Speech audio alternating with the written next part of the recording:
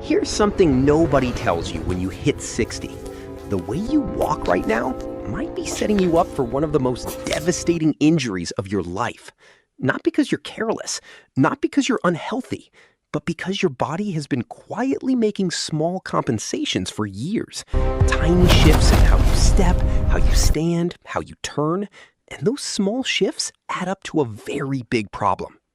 Over 14 million Americans over 65 fall every year, and 25% of those who break a hip don't survive the following 6 months. But here's what the research actually shows.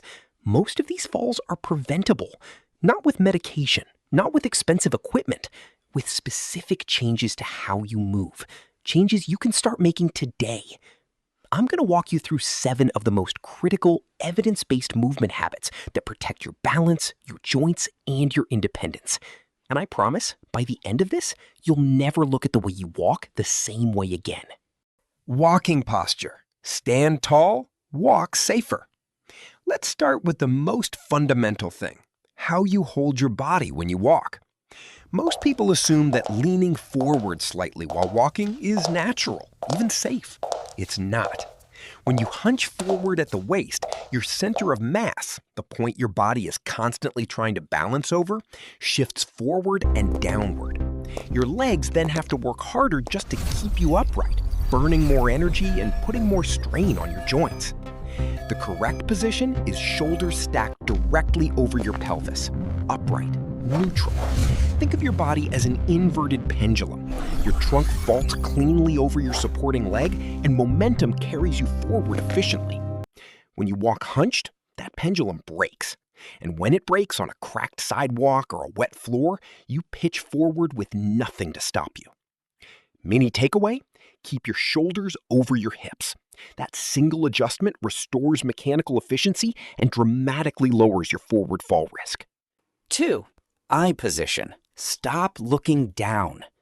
Here's one of the most surprising findings in fall prevention research, and it's genuinely counterintuitive. When older adults feel anxious about falling, they instinctively look down at the ground right in front of their feet. It feels like the safe thing to do, but it's actually one of the riskiest habits you can have. Here's why. Your brain needs 1 to 2 seconds of visual preview to plan your next step. When you stare at the ground right beneath you, you lose that preview window entirely. You can't see the crack in the pavement 10 feet ahead. You can't see the step down at the edge of the curb. So when you reach it, your brain has no plan, and your reaction is slow, late, and often wrong. The research-backed strategy is called route previewing. Look 5 to 7 meters ahead. Scan for hazards in the distance while your peripheral vision handles the ground nearby. Your brain gets the planning time it needs, and your steps become proactive instead of reactive. Mini takeaway: looking ahead isn't reckless. It's exactly what your brain needs to keep you safe.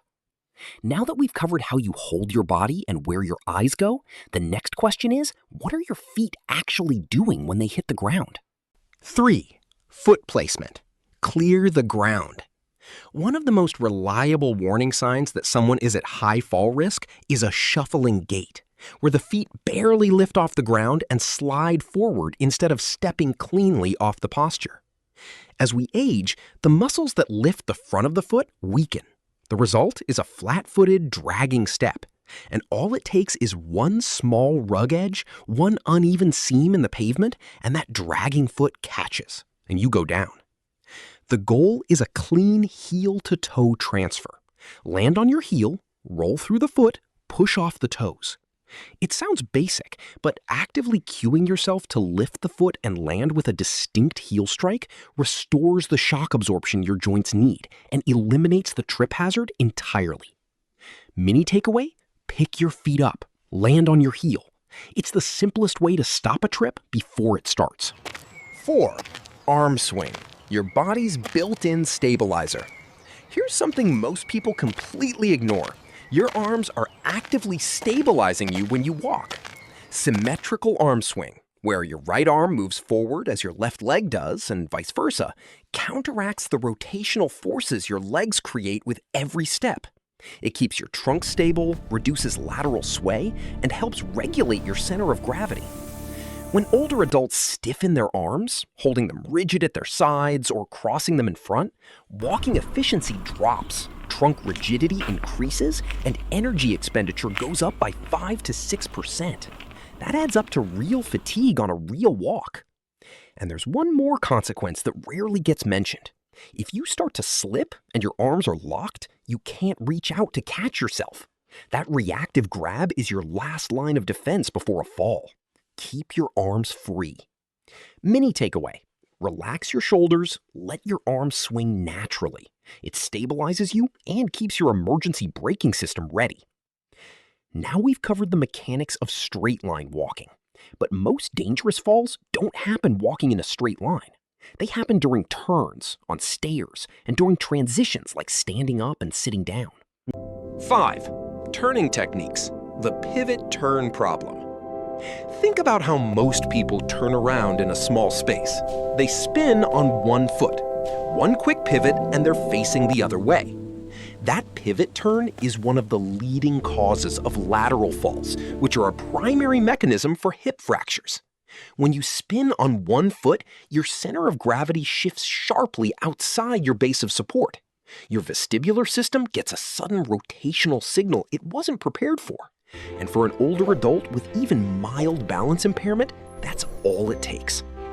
The research-backed alternative is the step turn, multiple small sequential steps to complete a full turn.